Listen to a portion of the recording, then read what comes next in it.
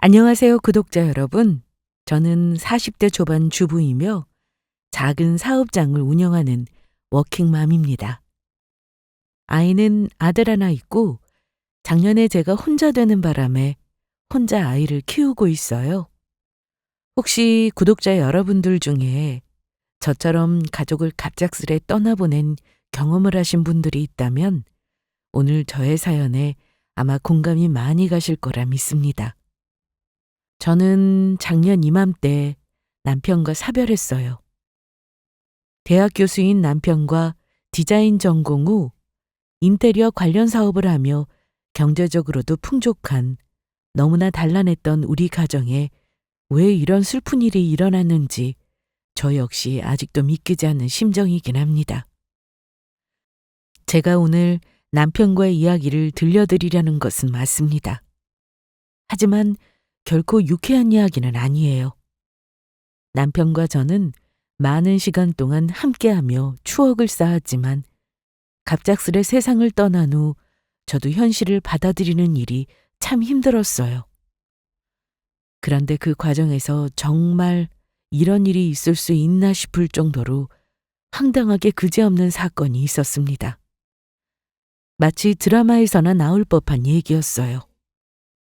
남편이 세상을 떠나자마자 갑자기 나타나 갑자기 우리 남편의 사생활을 폭로했던 기막힌 일이었죠.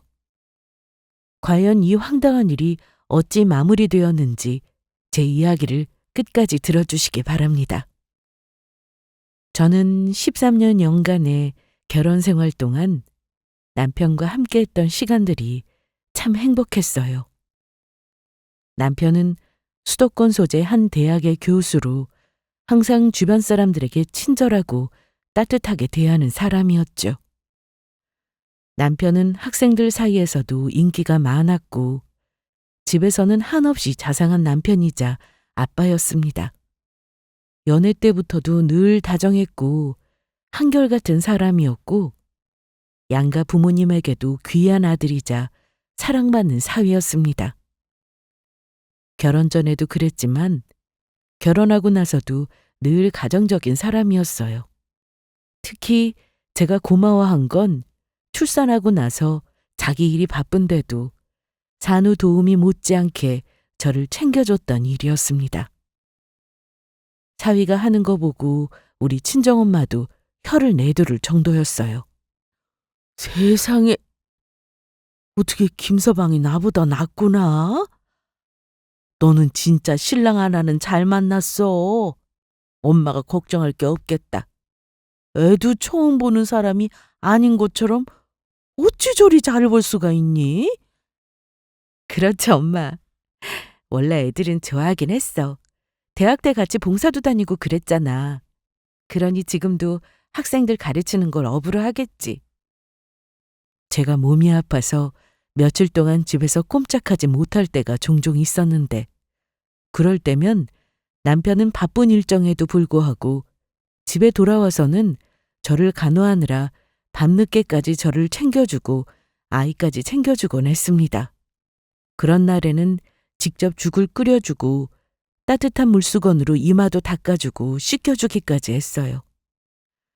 결혼해서도 결혼 전처럼 늘 다정한 모습에 고마웠고 남편이 있어서 저는 언제나 든든했습니다. 남편은 일에 있어서도 성실했지만 가정에 대한 책임감이 무척 강하고 가족이 1순위인 사람이었습니다. 연구 시간이 모자라도 퇴근 후에는 자기 혼자 서재에 틀어박혀 있기보다는 늘 우리 아들과 시간을 보내면서 직접 장난감 기차를 조립해주거나 책을 읽어주곤 했습니다. 남편이 아들과 다정하게 놀던 그 모습이 아직 생생하게 기억이 나네요. 우리 아들도 아빠와의 그런 추억 때문에 아빠의 부재를 견디고 있는 거겠죠. 남편과 저는 아이 앞에서 큰 소리로 싸우는 일 한 번 없었습니다. 이런 평범하지만 소중한 일상을 보낼 때는 나는 행복한 사람이라고 생각을 굳이 해본 적 없었는데 지금 생각하면 그때가 얼마나 소중한 시간이었는지 뼈저리게 느끼고 있답니다. 그러니 남편이 살아있을 때 제가 남편을 전적으로 믿는 건 당연한 일이었죠. 남편과 함께했던 소소한 일상과 따뜻한 기억들이 저에게는 너무나도 소중했으니까요. 남편은 가족을 위해서라면 무엇이든 할 수 있는 사람이라는 사실을 저는 늘 믿어 의심치 않았습니다. 그런데 이런 행복은 우리 가족에게 영원히 허락된 일이 아니었나 봅니다. 갑작스런 남편의 사고가 나기 전까지 저희 가족은 정말 행복했습니다. 우리 가족의 그런 행복한 일상이 얼마나 소중했는지 지금 생각하면 참 그리울 뿐입니다. 행복이 깨지는 건 한순간이더라고요. 그날 남편은 평소와 다름없이 아이를 챙기고 저와 인사를 한 후 출근했습니다. 하지만 그날 남편 출근길에 생각지도 못한 일이 일어나고 말았습니다. 뉴스에서나 보고 남에게만 일어날 줄 알았던 일이 저에게 일어난 거죠. 제 사무실에 여느 때와 마찬가지로 출근해 업무 준비를 하는데 갑작스레 모르는 번호로 전화가 걸려왔습니다. 그날따라 이상하게 전화를 받고 싶지 않더라고요. 그런데 전화기 너머 낯선 사람이 급박한 목소리로 남편 이름을 말하며 저의 관계를 확인하더군요. 혹시 김민수 씨 아내분 되시는가요? 네, 제가 김민수 씨 아내인데 무슨 일이시죠? 길게 말씀을 못 드리겠네요. 남편분이 사고를 당하셔서요. 지금 바로 병원으로 와주셔야겠습니다. 네? 우리 남편은 출근했는데 설마요? 우리 남편이 맞나요? 아닐 거예요. 처음에 남편이 교통사고를 당했다는 소식을 듣고 저는 온몸이 얼어붙는 듯한 기분이었어요. 꿈인지 현실인지 구분이 안 될 정도로 혼란스러웠고 가슴이 철렁 내려앉았죠. 남편이 사고당했다는 사실을 믿지 않았지만 결국 저는 그저 본능적으로 병원으로 달려갔습니다. 병원에 도착해 남편이 중태에 빠졌다는 이야기를 듣고 아마 눈을 뜰 수 있을지조차 장담할 수 없다는 말을 들었을 때 대체 이게 뭔 일인가 싶었습니다. 그저 나에게, 왜 우리 가족에게, 왜 이런 일이 일어났는지 현실감이 없더라고요. 병실에 도착했을 때 남편은 의식을 잃은 채 차가운 기계 소리만 들려오는 침대에 누워 있었습니다. 저는 의식 없는 남편의 손을 꼭 잡고 간절히 기도밖에 할 수 있는 일이 없었어요. 제발 일어나줘. 당신이 왜 여기 누워 있는 거야? 얼마나 할 일이 많은 사람인데. 우리 가족은 당신 없이 어떻게 살아가겠어? 당신 우리 아들 안 보고 살 수 없잖아. 제발 부탁이야. 저는 매일 면회 시간에 남편 귓가에 간절하게 말했습니다. 남편 곁을 하루도 빠짐없이 지켰습니다. 매일이 끝없는 기다림이었고 저는 남편 숨소리 하나하나에 희망을 걸었습니다. 하지만 그런 기다림에도 남편의 상태는 점점 나아져 갔어요. 우리 가족 모두는 남편의 사고 이후 시간이 멈춘 듯 했습니다. 친정 부모님은 물론 시댁 식구들은 눈물로 하루하루를 보내며 병실에 와서는 남편을 살려달라고 기도했습니다. 특히 어린 아들은 상황을 이해하지 못한 채 그저 아빠가 왜 깨어나지 않는지 물었죠. 그 말을 들을 때마다 가슴이 찢어질 듯이 아팠습니다. 아이에게도 가족들에게도 남편은 너무나도 소중한 존재였으니까요. 저는 온 가족의 기도 속에서 반드시 남편이 깨어날 거라고 믿었습니다. 그런데 이렇듯 온 가족이 힘든 시간을 보내고 있는 와중에 더 충격적인 일이 생긴 겁니다. 남편이 아직 의식이 없는 상태에서 병원에 뜻밖의 방문객이 찾아왔더군요. 방문객은 다름 아닌 여자였습니다. 남편이 의식이 없는 동안 동료 교수들과 친구들이 간간히 와서 얼굴을 보고 인사를 했지만 여자 혼자 온 일은 처음이었습니다. 그런데 제가 모르는 여자가 아니라는 게 문제였습니다. 게다가 더 황당한 것은 품에 이제 막 돌도 안 되어 보이는 아이를 안고서 나타났다는 사실입니다. 처음에는 살이 너무 쪄서 못 알아봤는데 제가 아는 얼굴이더군요. 그 여자는 바로 예전 남편의 조교였던 김수진이라는 여자였습니다. 연락도 미리 주지 않고 갑자기 조교라는 여자가 나타나서 처음에는 당황했어요. 일단 찾아온 손님을 내쫓을 순 없으니 인사를 건넸습니다. 우리 남편 소식 듣고 온 거군요. 우리 남편 조교 김수진 씨 맞죠? 내가 몇 번 봐서 기억이 나네요. 어서 오세요. 근데 보다시피 우리 남편은 지금 상태가 안 좋아서 면회가 가능하지는 않아요. 일단 앉으시겠어요? 그런데 아이를 아는 채 제가 건네는 인사에 대답을 안 하는 겁니다. 그리고 한참 뜸을 들이다 입을 열더군요. 그때부터 뭔가 이상하다는 생각이 들었습니다. 갑작스레 교수님 사고 소식 듣고 너무 놀라서요. 저도 고민 많이 하다가 찾아왔습니다. 사모님 보시다시피 제가 혼자도 아니고 아기가 있어서요. 그러네요. 아이까지 병원에 이렇게 데리고 오고 그러지 않았어도 되는데요. 아무튼 어렵게 오신 것 같은데 너무 고마워요. 제가 말하는 것을 들으며 조교라는 여자가 저를 보는데 뭔가 묘한 표정을 짓더군요. 저는 그 눈빛을 보며 왠지 모르게 소름이 돋았습니다. 사실 그 상황이 자연스러운 상황은 아니었습니다. 자기 지도 교수님이 생사를 오가는 병원이긴 하지만 아이를 둘러매고 이렇게 찾아온다는 게 쉬운 일은 아니니까요. 저는 굳이 병원에 조교가 찾아올 거라고는 생각지 못한 탓에 당황스러웠죠.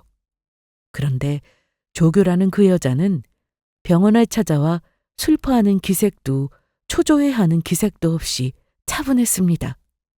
그러더니만 품에 안은 아이를 차분하게 제 앞에 내밀며 말하더군요. 제가 여기 온 건 이유가 있어서예요.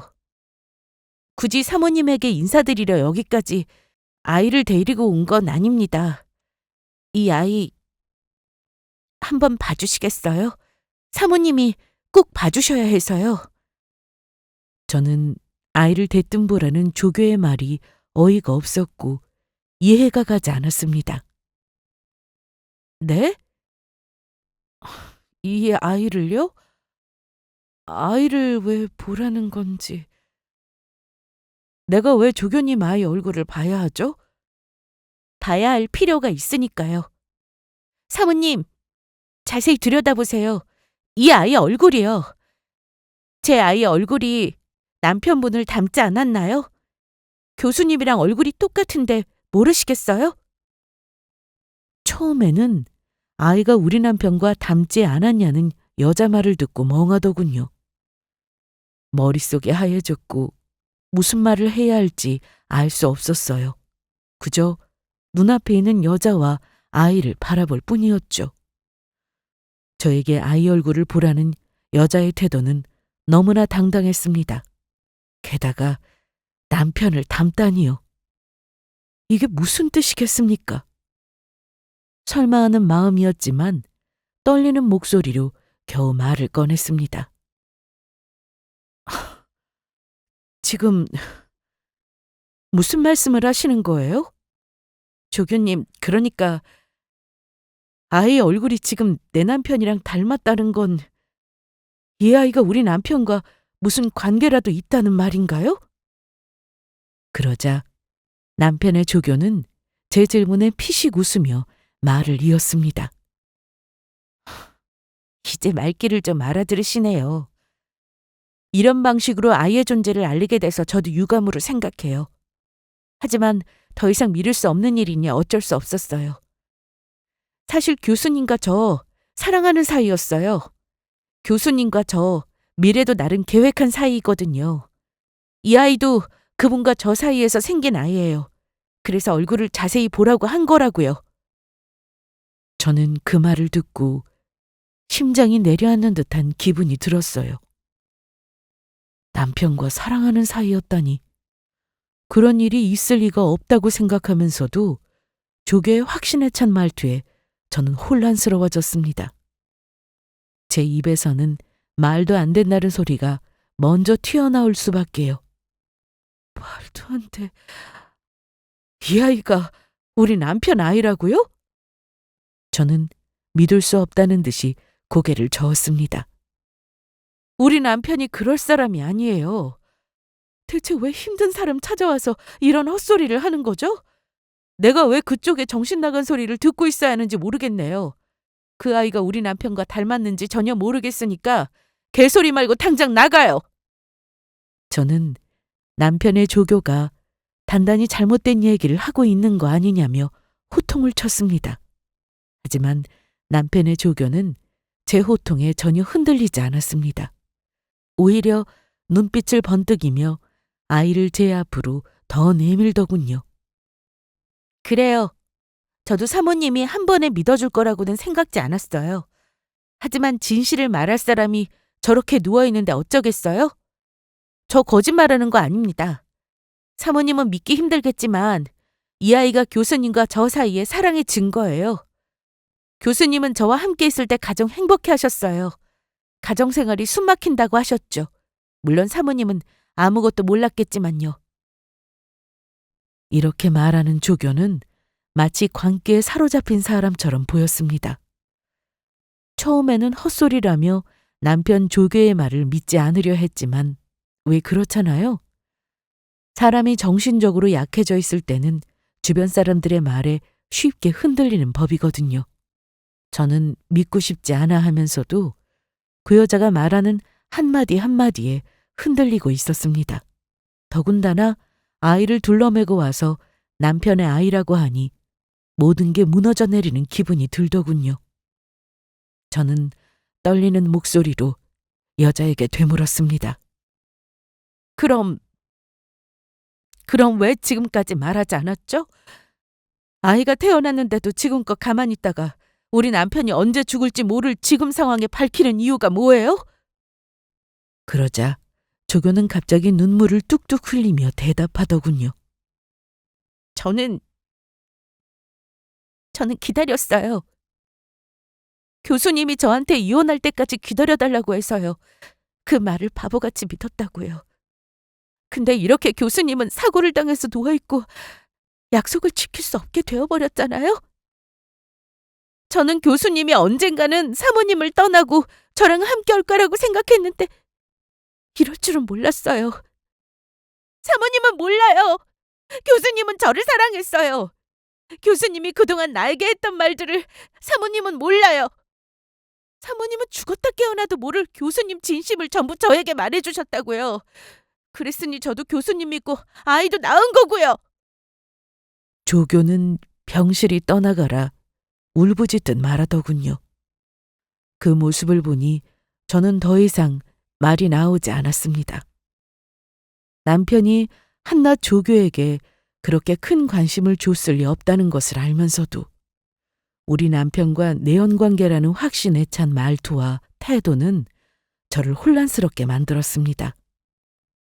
만약 이대로 교수님이 돌아가시면... 눈물을 흘리며 울던 조교는 갑자기 정색을 하더니만 차분해진 목소리로 다시 말을 이었습니다. 저와 이 아이에게도 상속이 있어야 한다고 생각해요. 제가 오늘 찾아온 이유는 이겁니다. 이 아이는 교수님 아이라고요. 저 혼자 아이를 책임질 이유는 없죠. 사모님도 아이가 있으니 제 심정 이해하시겠네요? 사모님이 만약 저라면 평생 숨어서 사시겠어요? 아닐걸요? 우리 아이랑 저 교수님 재산 상속집은 법적으로 있어요. 이 아이는 교수님 혼외자이니까요. 난데없이 남편이 죽을 경우 상속받을 권리까지 주장하더군요. 솔직히 그 여자의 당당함에 저는 더 이상 아무 말도 할 수 없었습니다. 이내 제 머릿속은 그저 이 여자가 말하는 게 다 사실일까 라는 생각으로 가득 차기 시작했습니다. 평소 그렇게 성실하고 가정적이었던 남편이 이런 비밀을 갖고 있었을까 싶더군요. 여자 말이 맞다면 내 남편은 그동안 가정에서는 철저한 가면을 쓰고 생활하고 나가서는 다른 여자와 노란한 두 얼굴로 생활을 하는 무서운 사람이었다는 걸까요? 저는 남편을 전적으로 신뢰했기에 남편이 이런 내연관계에 얽혀 있을 거라는 생각조차 하지 못했습니다. 그런데 남편 조교의 말과 아이의 존재는 남편에 대한 믿음을 흔들어 놓았고 혼란스러울 수밖에 없었습니다. 아마 누구라도 저 같은 상황에 처했다면 혼란스러웠을 거라 생각해요. 사실 저는 사고 전 남편의 조교인 김수진이라는 여자를 몇 번 본 적이 있었습니다. 남편이 박사과정을 지도하던 학생으로 매우 성실하고 똑똑한 학생이라는 이야기를 남편에게 자주 들었죠. 남편은 조교를 무척 신뢰했고 연구와 학업에서 조교가 도움을 많이 준다고 했습니다. 가끔 남편이 바쁜 연구 일정 속에서 조교와 논문이나 프로젝트 관련 연락을 주고받기도 했는데 밤늦게 전화가 올 때도 종종 있었습니다. 그런 일이 있을 때면 제가 대신 전화를 받는 경우도 있었어요. 여보, 수진 씨한테 전화 왔어? 라고 하면 남편은 웃으며 전화를 받곤 했습니다. 조교는 남편에게 뿐만 아니라 저에게도 예의 바르고 깍듯했기 때문에 저도 좋게 보고 있었습니다. 전화를 받을 때마다 남편도 조교인 그 여자를 신뢰하는 듯 보였고 집에서 연구 이야기를 할 때면 조교가 얼마나 성실한지 얼마나 열심히 공부하고 있는지 이야기하곤 했습니다. 한 번은 남편 회식이 끝나고 제가 술 취한 남편을 데리러 갔던 적이 있었어요. 그때도 남편 조교는 저에게 깍듯하게 인사하며 밝은 미소로 자신을 소개했죠. 그 모습에 저는 조교가 참 예의 바르고 열정적인 학생이라는 인상을 받았습니다. 그때는 본인 남자친구도 옆에 있어서 소개해줬던 기억이 납니다. 남편이 조교와 자주 연락을 주고받을 때도 그저 학업과 연구에 관한 일이라고만 생각했기 때문에 전혀 의심할 이유가 없었습니다. 남편이 박사과정 학생으로 신경 써주는 모습조차도 저는 그저 남편이 맡은 일에 최선을 다하는 모습으로만 보였죠. 남편이 조교와 일적으로 자주 연락을 주고받는 것도 자연스러운 일이라고 생각했을 뿐 그 관계에 대해 특별히 의심하거나 걱정한 적은 없었어요. 그런데 갑자기 나타나 우리 남편과 내연의 관계인 것도 모자라 아이가 있다고 하니 제가 이 사실을 바로 믿을 수가 있을 리가 없죠. 남편 조교는 아이를 안고 그날 저를 엄청 압박하고 돌아갔습니다. 특히나 아이의 존재를 강조하면서 남편이 잘못될 경우 재산을 상속받기 위해 법적인 조치를 다하겠다는 말까지 하더군요. 교수님이 아직 살아계실 때 법적 절차를 밟았으면 좋겠는데요. 사모님도 현실을 받아들이셔야 할 것 같네요. 사모님께 충격이라는 건 충분히 이해하지만 이게 현실이에요. 교수님과 저 사이는 의심할 거 없이 진짜라는 거 이제 아시겠죠? 저는 한동안 아무 말도 하지 못했습니다. 하지만 저는 남편이 고작 저런 어린 여자와 그런 관계를 맺었을 리 없다는 확신이 있었기에 그저 멍하니 말을 듣고 있었죠. 내가 왜 당신 말을 믿어야 하죠? 제가 겨우 말을 꺼냈습니다. 그러자 남편의 조교는 비웃듯 고개를 저으며 말했어요. 다시 한번 말씀드려요. 그건 사모님 생각일 뿐이에요. 교수님은 나와도 사모님 못지않게 많은 시간을 보냈어요. 사모님이 모르는 교수님 진짜 모습이 있다는 걸 알게 되면 충격받을지도 몰라요. 제가 다 말해드려요? 아마 사모님은 듣고 싶지 않으실 텐데요. 여자의 당당한 말을 들으니 마음속에서 불안감이 커져갔습니다. 남편은 항상 가정적이고 헌신적인 사람이었지만 저 여자 말대로 남편에게 내가 몰랐던 비밀이 있는 건 아닐까 하는 생각이 들기 시작했죠. 남편이 항상 늦게까지 일하며 바빴던 이유가 정말 단순한 일이었을까? 그런 의심이 머릿속을 가득 채우기 시작했습니다. 남편 조교는 다시 한번 안고 있는 아이를 가리키며 말하더군요. 사모님, 다시 한번 말하지만 이 아이는 교수님의 아들이고 엄연히 교수님 재산 상속받을 권리가 있어요. 사모님이 받아들이지 않으면 저는 법적으로 해결할 수밖에 없어요. 상황이 더 복잡해지는 걸 원치 않으시면 조용히 처리해 주시죠. 교수님도 자기 아들이 미혼모손에 외롭게 크는 건 원치 않으실 테니까요.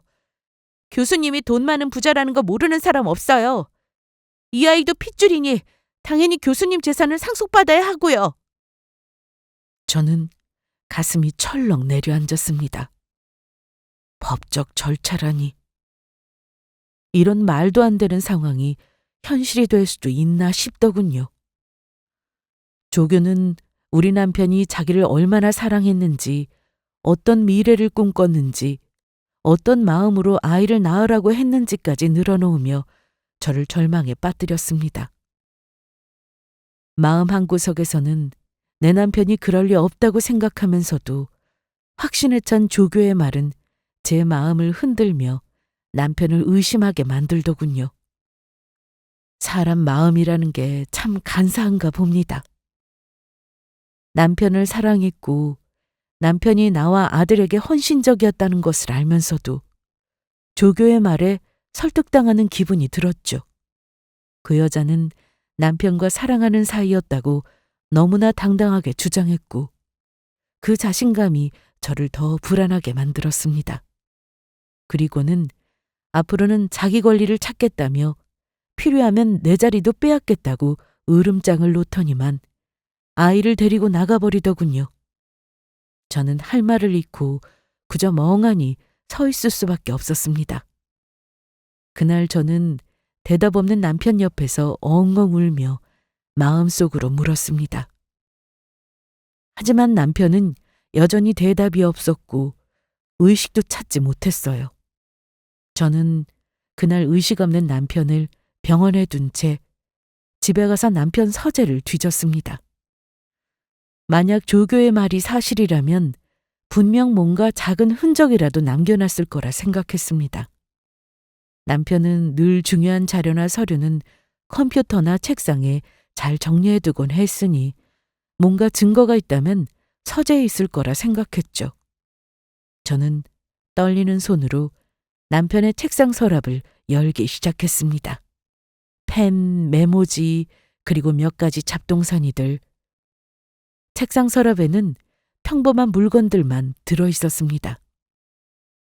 남편의 컴퓨터를 켜서 혹시 이메일이나 개인 폴더에 숨겨진 비밀이 있을까 싶었지만 몇 시간 동안 검색해 본 결과 아무것도 나오지 않았습니다. 남편의 이메일은 업무와 관련된 내용뿐이었고 폴더 안에는 연구자료나 강의 관련 파일들만 가득했죠. 그리고 우리 가족의 연도별 사진 폴더들만 있더군요. 남편 조교나 외도의 흔적은 전혀 찾을 수가 없었습니다. 남편의 책상과 컴퓨터를 샅샅이 뒤져도 조교의 주장을 뒷받침할 만한 어떤 것도 나오지 않자 저는 머릿속이 더 복잡해지더군요. 남편은 생사를 오가는데 나는 여기서 지금 뭐하는 짓인가 싶으면서도 그 여자 말이 전부 사실이면 어쩌나 하는 마음이 뒤엉켜 머릿속이 지옥이었습니다. 그토록 믿어왔던 남편을 의심하는 자신이 너무나도 낯설었달까요. 남편 서재를 뒤지는 걸 그만두고 일단 남편 살리는 일에 집중하자 싶더군요. 따지더라도 남편을 살리고 나서 따지자고 마음먹고 돌아왔습니다. 하지만 모든 가족의 바람에도 남편은 결국 그렇게 보름을 더 버티다 끝내 의식을 회복하지 못하고 세상을 떠났습니다. 갑작스런 남편의 죽음은 저뿐만 아니라 우리 가족 모두에게 큰 충격이었고 저는 남편이 세상을 떠나자마자 무너져 내릴 수밖에 없었습니다. 게다가 엄청난 남편의 비밀을 알게 되었다는 절망감까지 있었던 저는 다른 가족들보다 더 힘들었어요. 남편 조교의 말이 사실이라면 언젠가는 가족들에게 이 사실을 알려야 할 테니 그것도 걱정이었습니다. 부고를 지인들에게 알리고 가족들의 도움으로 빈소를 차리는데 저는 슬픔으로 정신을 못 차릴 지경이었습니다. 그런데 정신없이 남편 장례를 치르던 중 그 자리에 오지 말아야 할 사람이 결국은 나타나더군요. 바로 얼마 전 남편이 살아있을 때 병원에 아이를 안고 찾아와 저를 협박하던 남편의 조교였습니다. 그때와 똑같이 아이를 안고 당당하게 걸어 들어오더군요. 저는 가족들이 충격받을까봐 그 여자를 제지하려고 했습니다. 하지만 그럴 새도 없이 신발도 벗지 않고 들어오더군요. 그리고는 조문객으로 가득한 장례식장에서 주위를 둘러보며 대담한 행동을 했습니다. 제가 말릴 새도 없이 거의 난동 수준으로 소리를 지르기 시작하더군요. 내가 참다 여기 왔어요. 여긴 교수님 가족들이 다 있는 자리니까 진실을 말하려고요. 여기 이 아이 보이시죠? 이 아이가 죽은 김 교수님 혼외자입니다.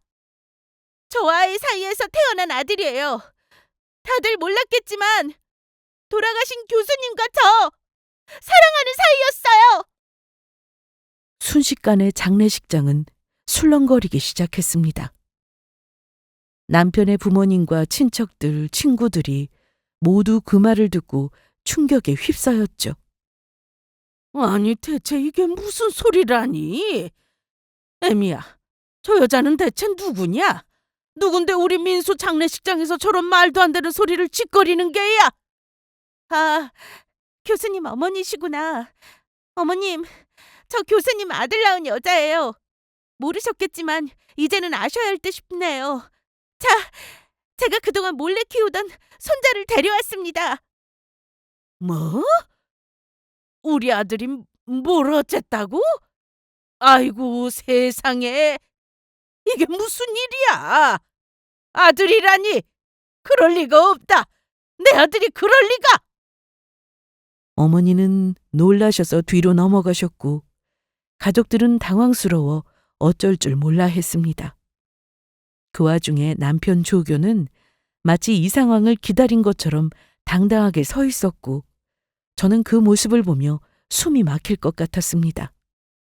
눈앞에서 벌어지고 있는 일들이 믿기지 않았어요.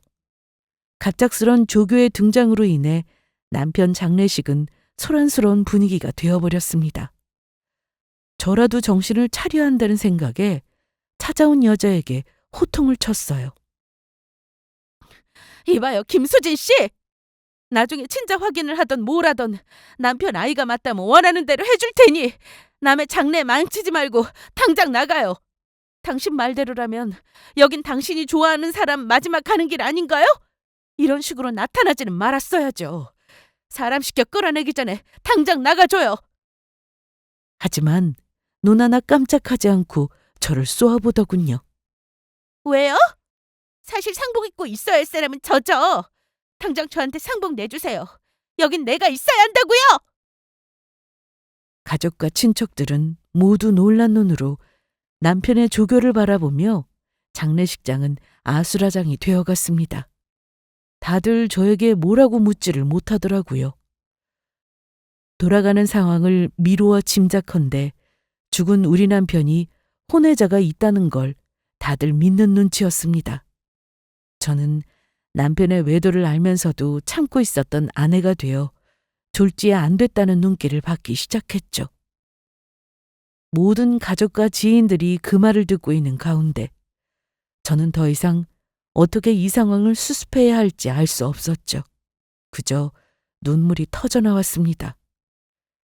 남편을 떠나보내는 것도 견디기 어려운 일이었는데 장례식에서 이런 혼란을 마주하게 될 줄은 상상도 못했습니다. 그러나 그때 정말 예상치 못한 인물이 등장하더군요. 갑자기 장례식장을 박차고 한 남자가 들어왔습니다. 두리번거리다가 이내 남편의 조교가 장례식장 한가운데서 아이를 안고 서 있는 모습을 보더니만 놀란 얼굴로 달려가 여자 팔을 잡더군요. 그러더니 갑자기 소리를 질렀습니다. 모두가 놀랐지만 저도 놀라긴 마찬가지였죠. 이제 그만해! 수진아! 너 미쳤어? 여기가 어디라고 와? 남의 장례식장에서 이게 무슨 짓이야? 내가 미치겠다 정말. 가자. 빨리 가자고! 남자는 당황한 얼굴로 여자를 끌어내려 했습니다. 하지만 아이를 안고 있으니 거칠게 대하지는 못하더군요.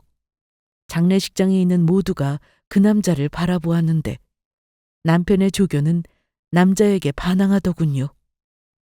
내가 어딜 가? 내가 있을 곳은 여긴데. 너야말로 감히 나를 왜 여기서 끌어내는 건데? 이거 놓지 못해? 그러자 남자는 조교를 똑바로 바라보며 말했습니다. 정신 차려! 또 잊은 거야? 내가 우리 아이 아빠잖아. 네가 지금 무슨 소리를 하고 있는지 알겠는데 그만두라고. 김 교수랑 너랑은 아무런 관계도 없잖아. 제발 정신 좀 차려. 너 계속 이러다가는 진짜 감옥 갈 수도 있어. 장례식장은 그 남자의 말에 다시 한번 술렁였습니다. 모두가 경악한 표정으로 조교라는 여자와 여자를 끌어내려는 남자를 번갈아 바라봤죠. 그러자 조교는 이내 울먹이며 말했습니다. 아니야. 교수님이 내 아들 아빠야. 너야말로 개소리하지 마. 내가 얼마나 교수님을 좋아했는데 교수님이 이렇게 가실 리가 없어. 너야말로 건방지게 끼어들지 마. 우리 아들 생부 밝히고 내 권리 찾을 거야. 울면서도 여전히 자기는 남편과 사랑했고 아이 아빠가 남편이라는 주장을 했습니다. 하지만 남자는 여자의 말을 들으며 머리를 쥐어뜯는 신용까지 하며 답답해하더군요. 김수진! 내가 다시 말해줄게. 너는 그냥 교수님을 짝사랑했을 뿐이야. 교수님은 너한테 아무 관심이 없었어. 제발 그만둬! 우리 아이까지 낳아놓고 대체 왜 이러는 건데? 우리 결혼하자고 했잖아. 근데 갑자기 왜 여기 와서 이 난리를 치는 거야? 제발 망상에서 벗어나라. 여긴 네가 올 곳이 아니라고. 너 지금 환자야, 환자! 그러자 갑자기 여자는 주저앉아 울부짖기 시작했습니다. 장례식장은 두 사람의 소란으로 인해 거의 아수라장이 되었습니다. 가족들과 지인들은 돌아가는 상황을 파악하고는 두 사람을 지켜보기만 했습니다. 그제야 저 역시 모든 상황을 알겠더라고요. 남편 조교가 안고 온 아이는 우리 남편의 아이도 아니었거니와 남편과 조교 두 사람은 내연관계가 아니었던 겁니다. 남자의 말로 짐작컨대 아마도 조교가 우리 남편을 혼자 좋아했는지 집착에 사로잡혀 어느 순간 자기 아이가 우리 남편의 아이라고 믿게 되었던 듯 했어요. 이런 일이 정말 일어날 수 있는 일인가 싶더군요. 지금 내 눈앞에서 대화를 나누는 두 사람 모습이 너무나 비현실적으로 느껴졌습니다. 아니라고 했잖아. 얘는 교수님 애야. 우리 애도 교수님 재산을 나눠받을 권리가 있단 말이야. 계속 울고 있는 조교에게 남자는 언성을 높였습니다. 교수님 재산이라니? 너 미쳤어? 너 정말 정신 차려야 해. 네가 이런 식으로 집착하는 바람에 교수님도 곤란했던 거 알잖아. 네가 교수님 쫓아다니고 학교에서 너랑 교수님 사이 이상하게 헛소문내서 얼마나 곤욕을 치렀는지 모르냐고. 나도 지친다. 우리 애 때문에 내가 참는다지만 나도 사람이야. 그만 좀 하라고! 남자의 말에 장례식에 모인 사람들이 다시금 술렁거리기 시작했습니다. 저 역시 충격에 휩싸였습니다. 남편이 학생들 사이에서 그런 소문에 휘말렸었다니 저는 전혀 몰랐던 사실이었거든요. 남자는 말을 멈추지 않았습니다. 교수님이 곤욕을 치르면서도 너를 학생으로서 도와주려고 끝까지 인내하신 거 몰라? 그랬는데 너는 그걸 사랑이라고 착각하고 그렇게까지 미친 행동을 하고 있는 거라고! 조교는 그 말을 듣고 눈물을 흘리며 격하게 머리를 흔들었습니다. 아니야, 거짓말이야. 교수님은 나를 사랑했어. 당신이 몰라서 그래. 그분이 나한테 얼마나 따뜻하게 대해줬는지, 얼마나 나를 생각해줬는지 너도 봤잖아. 교수님은 그저 너를 학생으로 생각했을 뿐이야. 네가 힘들어할 때 도와줬던 건 선생님으로서의 책임감이었지 그 이상이 아니었어. 너 혼자서 왜곡하고 혼자서 모든 걸 만들어낸 거야. 알겠어? 이제 그만 민폐 끼쳐. 난 교수님을 사랑했단 말이야. 교수님도 날 사랑했어야 해. 왜 나만 이렇게 괴로워해야 하냐고. 바닥에 앉아 아이도 내팽개치고 절규하는 여자의 모습을 보고 저는 경악했습니다. 돌아도 단단히 돌았구나 싶었죠. 역시 내 남편은 아무 잘못도 없었던 겁니다. 그저 아끼던 조교의 왜곡된 망상 속에서 착했던 남편은 도와주려고 했을 뿐인데 조교는 모든 걸 오해하고 남편에게 집착한 듯 보였어요. 남편이 학생으로서 도와주려던 것이 조교에게는 사랑의 표현으로 왜곡되었던 거였죠. 저는 그제야 남편이 얼마나 큰 희생을 치러야 했는지, 누구에게 말도 못하고 얼마나 마음고생을 했을지 알게 되었습니다. 남편 영정사진 앞에서 눈물만 나더라고요. 그동안 남편을 의심했던 제 자신이 너무나도 원망스러웠고 남편에게 미안한 마음만이 가득했습니다. 그때 경찰과 119 구급대원이 한 번에 장례식장으로 들어왔습니다. 여자친구 정신 상태가 불안정하다는 것을 알게 된 남자가 미리 신고를 했던 것이죠. 경찰은 조심스럽게 다가가 여자를 설득했고 119 구급대원들은 여자를 진정시키기 위해 노력했습니다. 격하게 저항하며 끊임없이 우리 남편 이름을 부르짖었지만 결국 경찰과 의료진에 의해 장례식장에서 나가게 되었습니다. 한바탕 난리가 있고 난 후 장례식장은 정막에 휩싸였습니다.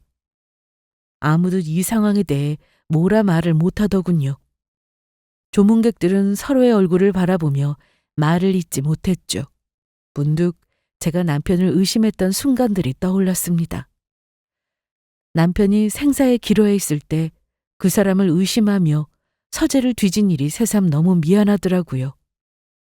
남편은 그저 모든 사람들에게 친절하고 헌신적이었던 사람이었는데 저는 남편을 한순간이나마 믿지 못하고 흔들렸던 것이 너무나 후회스러웠습니다. 장례식은 다시 조용히 진행되었고 저와 가족은 남편을 조용히 떠나보냈습니다. 그리고 마음속으로 남편에게 용서를 빌었어요. 당신을 그렇게 의심해선 안 되는 거였는데 미안해 여보. 저는 혼자 흐느꼈습니다. 그동안 남편이 생전에 제게 해주었던 다정한 말들이 머릿속을 스쳐 지나가더라고요. 늘 다정하고 가정에 충실했던 남편을 왜 의심했을까요? 그 여자 말에 잠시나마 흔들린 제 자신이 너무나도 미웠습니다. 남편은 언제나 저를 믿어주고 제가 불안해할 때마다 늘 곁에서 든든하게 있어주었던 사람이었습니다. 남편이 언제나 보여주었던 신뢰와 사랑을 생각하면 불필요한 의심을 했던 것이 참 미안했어요. 장례가 끝난 후 남편 납골당에서 진심으로 남편에게 사과했습니다. 하지만 이제는 남편이 내 목소리를 들을 수도 없고 내가 남편의 목소리를 들을 수도 없다는 사실이 새삼 가슴 아프더군요. 남편은 한 번도 저를 실망시킨 적이 없었고 우리 가족을 얼마나 사랑했는지 알기에 이제는 더 이상 의심이나 오해 없이 남편을 기억하기로 마음먹었습니다. 그리고 갑작스레 떠난 남편이 마음 편하게 저와 아들을 지켜볼 수 있도록 씩씩하게 살아야겠다고 다짐했어요. 그렇게 시간이 흐르면서 저와 우리 아들도 조금씩 마음이 정리되더라고요.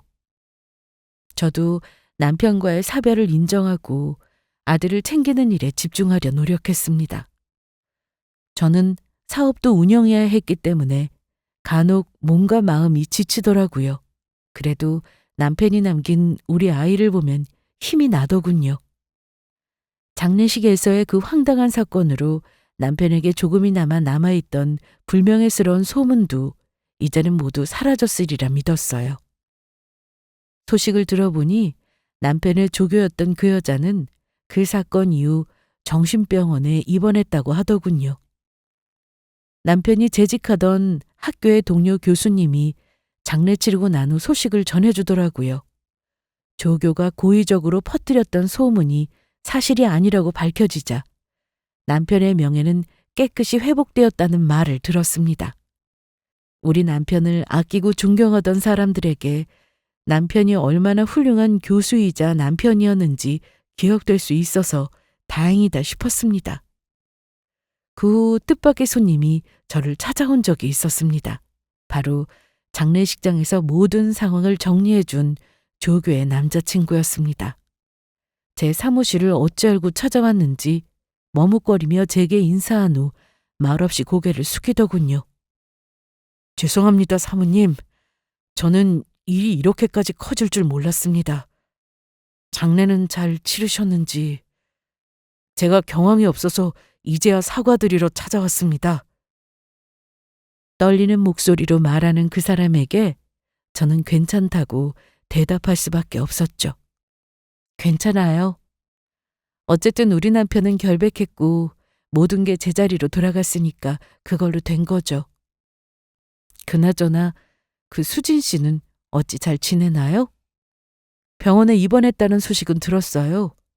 대체 어쩌다 그리 된 건지 저도 한동안 참 믿기지 않아서 힘들었네요. 수진이 사실 저도 아직 정식으로 결혼은 못했어요. 아이를 먼저 가지는 바람에 사정이 좀 그랬습니다. 서로 학생 신분이라 돈도 없었고요. 수진이가 원래 우울증이 있었거든요. 제가 알면서도 병원에 데려가질 못했어요. 제가 더 일찍 조치를 취하지 못해서 일이 이렇게 커져버렸습니다. 돌아가신 교수님께 누를 끼쳤고 사모님께도 정말 죄송합니다. 앞으로 수진이는 다시는 사모님 앞에 나타날 일은 없을 테니 마음 놓으세요. 정말 죄송합니다. 저는 남자를 조용히 바라보며 그저 고개를 끄덕였습니다. 조교의 집착과 망상으로 인해 벌어진 일이었지만 수진 씨 아이의 아빠라는 이 남자 역시 그 상황 속에서 고통받았을 거라는 생각이 들었기 때문이었습니다. 제가 괜찮다고 하니 남자는 울먹이며 말을 이었습니다. 제가 더 일찍 개입했더라면 이런 일이 벌어지진 않았을 텐데. 교수님께도 너무나 죄송하고 이제 와서 사과드리는 것도 부끄럽네요. 이제 다 지나간 일이에요. 우리 남편은 이제 편히 쉬고 있고 저도 다 용서했어요. 아픈 사람을 탓하면 뭐하나요? 그쪽도 힘들겠지만 아이 엄마 잘 돌봐주세요. 아이가 있으니 부모로서 책임은 져야죠. 너무 자책하지 말았으면 하네요. 남자는 다시 한번 깊이 고개를 숙이고는 감사의 인사를 하더군요. 감사합니다. 남자는 인사 후 조용히 자리를 떠났습니다. 뭐랄까, 기대하지 않았던 방문이었지만 사과를 들으니 조금이나마 남아있던 마음속 고통이 덜어지는 계기가 된 듯 했어요. 아마 서로의 마음이 그날 이후 편해졌으리라 믿습니다. 이후로 시간은 속절없이 흐르더라고요. 이제는 저도 조금씩 마음의 안정을 찾고 있습니다. 저는 남편과 함께했던 행복한 시간들을 가슴에 품고 살아가고 있지만 쉽지만은 않네요. 남편을 잠시나마 의심했던 그날의 제 자신을 용서하려고 노력하고 있죠.